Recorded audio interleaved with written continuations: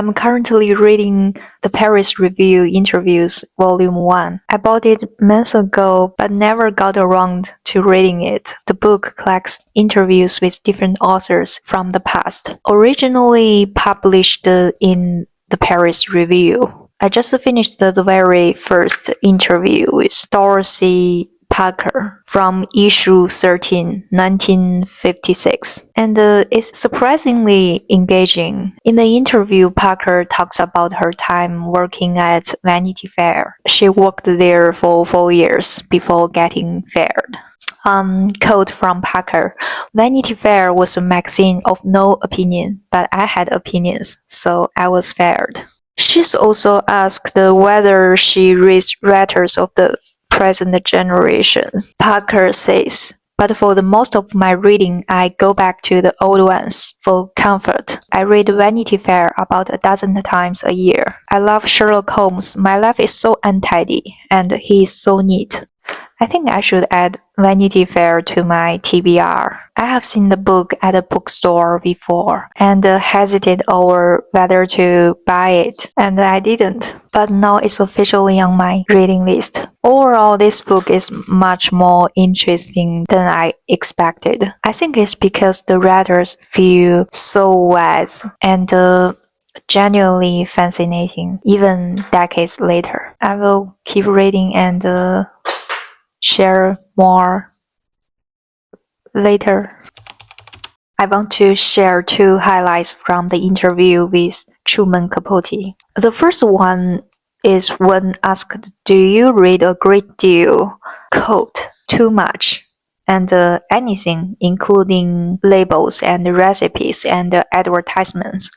I have a passion for newspapers, read all the New York dailies every day, and the Sunday editions, and several foreign magazines too. I average about 5 books a week. The normal length novel takes me about 2 hours." Another I want to share is when the interviewer asked Capote, "Do you think criticism helps any?" In the end, he just gave one piece of advice: never demean yourself by talking back to a critic. Never. Write those letters to the editor in your head, but don't put them on paper. So, this is so interesting.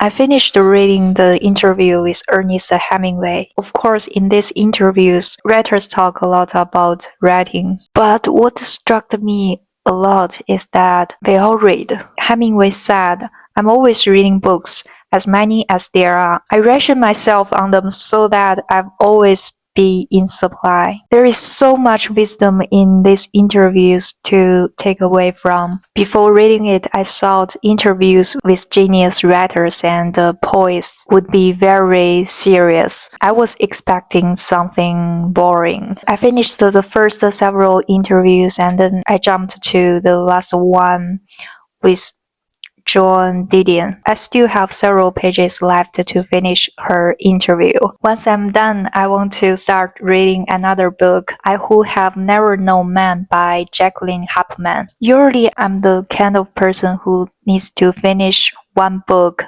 before starting another. I can't read several books at the same time. But with the Paris Review interviews, I feel like I can always come back and read the left whenever I want. So that's why I want to start a new book now. I Who Have Never Known Man. I have seen this book recommended several times, but I honestly have no idea what it's about. I love that feeling of starting a new book with no knowledge about the story and very high expectations. I always enjoy the moment of beginning a new book. Are you someone who read several books at once, or one book at a time? Let me know in the comments.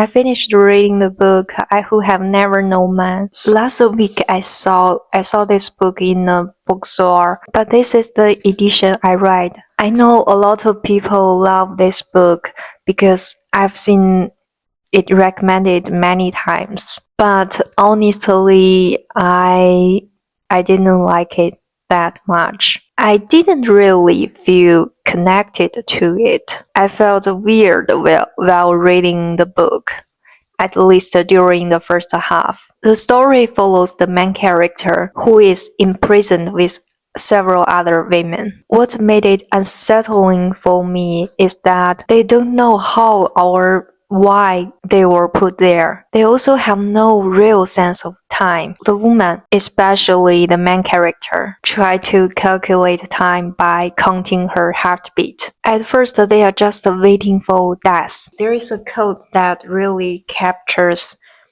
this feeling. On our arrival here, they'd been overwhelmed by their fear and despair, and I'd remained isolated, a terrified little girl surrounded by weeping women. Over time, though, time itself gives them a kind of purpose or reason to live by. One part I found interesting was the relationship between the main character and the other women. At first, the other women treat her with a sense of superiority or authority. They don't talk to her much, and when they ask her questions, they expect her to answer. But the girl believes that they are all equal in prison. If she doesn't give them the chance to have authority by staying silent, then they won't have it. There is a quote that reflects this idea. In asking it of the women, I was granting them a prerogative that they never had, and it only underscored my ignorance. But now their curiosity was aroused. It was their turn to feel excluded and scorned. And also another one. I never argued with the woman. In fact, I already found them stupid. The girl spends a lot of time in her own thoughts, imagining stories, while the others remain passive and wait for death. Before going to spoilers, I want to talk about the title of the book. Before reading the book, I Who Have Never Known Man, I assumed the story might involve the main character discovering something about men or some secret related to them. But that's not the case at all. There is actually nothing about men in the book. The main character was imprisoned at a very young age, so she never had an opportunity to know about men. That's essentially where the title comes from. Now, spoiler warning. I will give you 5 seconds to leave if you don't want any spoilers. 5, 4, 3, 2, 1.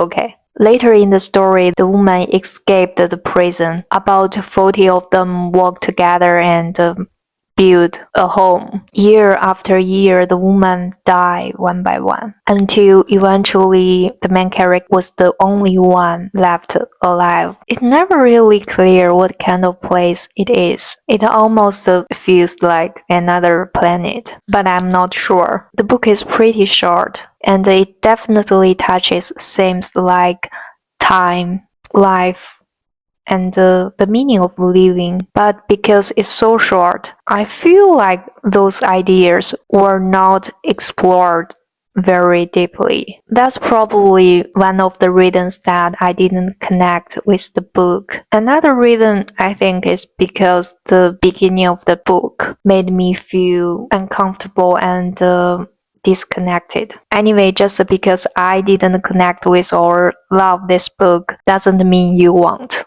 I know there are many people who really like it. This is just my personal experience. So that's my thoughts about the book I Who Have Never Known Man. I give it 3 out of 5 stars. What are you rating right now? Let me know in the comments. Thank you so much for watching. I hope you found a great book and happy reading. I will see you in the next one. Bye.